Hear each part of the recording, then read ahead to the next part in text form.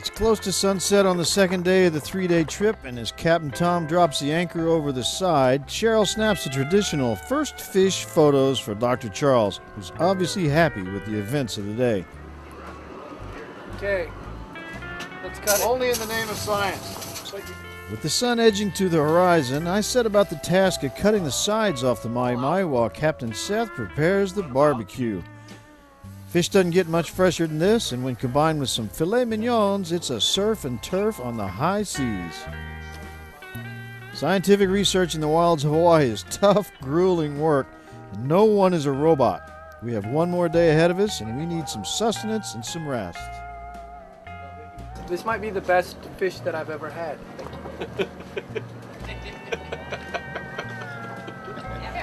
Ever.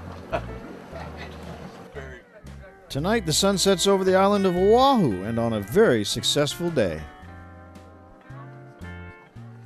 Log on to ActiveHawaii.com because Hawaii is not just a vacation, it's a lifestyle. And KonaTournaments.com, your online headquarters for the Maui Jim Marlin Tournament Series.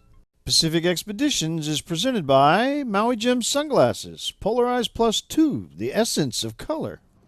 We're back on board the Maui Jim as the sun rises over the island of Molokai and the last day of our trip.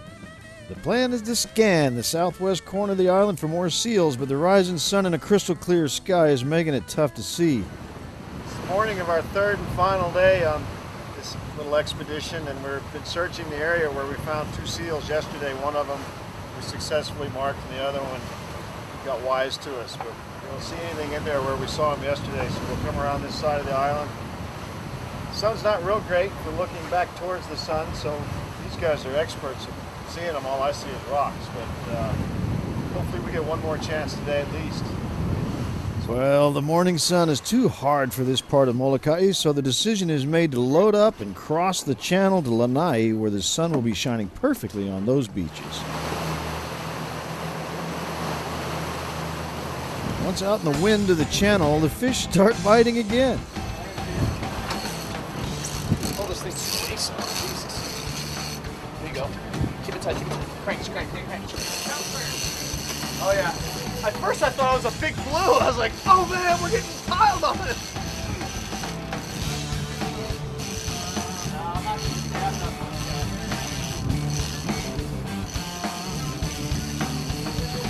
Bob, that would look very nice on your wall. Which side? The left side or the right side or We both? could have the tail coming out one wall and the head coming out the other wall. Oh, thank you, Jody. you are a considerate fellow.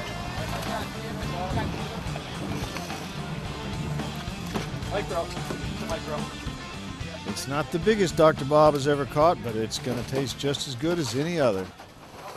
Our plan pays off as the beaches of Lanai are lit perfectly for spotting seals, but another pesky fish calls us back to action in the cockpit.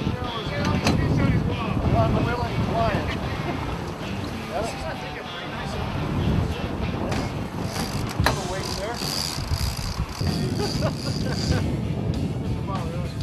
Dr. Bob is doing battle again, and this time it's with a nice ono, or wahoo as they're called back on the mainland.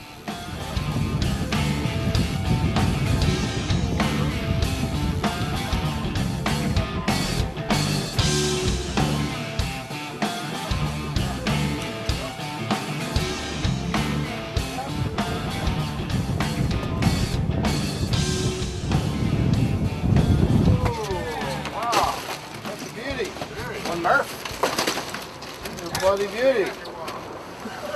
It's a nice one there. Good job, man. That's pushing 40. Mid-30s, pushing 40. 16-foot waves. That would dwarf the mahi, so there's no point in mounting the mahi. No, you gotta put them in line. It's the food chain. And when we get to Marlin, we're working our way up that way. We continue on and cruise the beaches of the coastal Lanai, but it looks like the gods have given us all the seals and all the fish that they want us to have for this trip. Log on to ActiveHawaii.com because Hawaii is not just a vacation, it's a lifestyle. And KonaTournaments.com, your online headquarters for the Maui Jim Marlin Tournament Series. As with most wildlife pursuits, once we found the right area, we found the animals. The second day brought us 2 encounters with seals, one big adult female never seen before, and a second, a younger female about 1 year old. One seal got away after allowing some photos, and one stalk ended in a successful tag. So the bleaching was extremely successful up until the moment that she decided to roll over it. So instead of being M1, which would be something that's easy to translate, she's now bleh. So This trip was especially fun. Usually it is directed and very business, but this time we got to mix pleasure with the Maui Jim folks, and we got to fish along the way.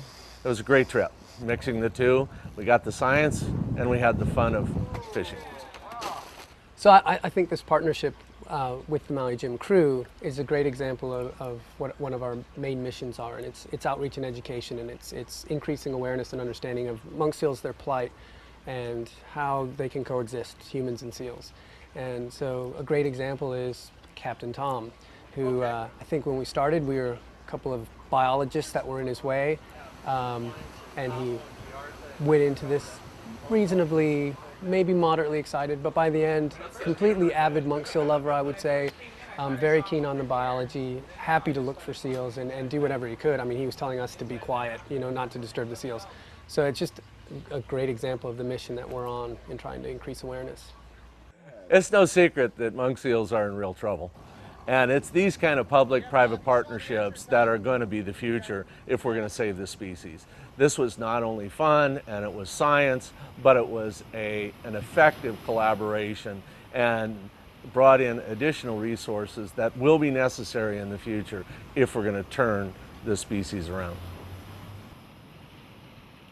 Well, how's that for an interesting mix of marine mammal science, fishing, spectacular scenery, history, and even a little bit of hunting when they stalk up on the wild animal on the beach to mark it with peroxide. That's good stuff.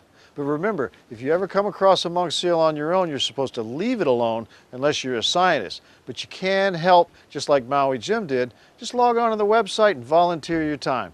Until next time, thanks for watching.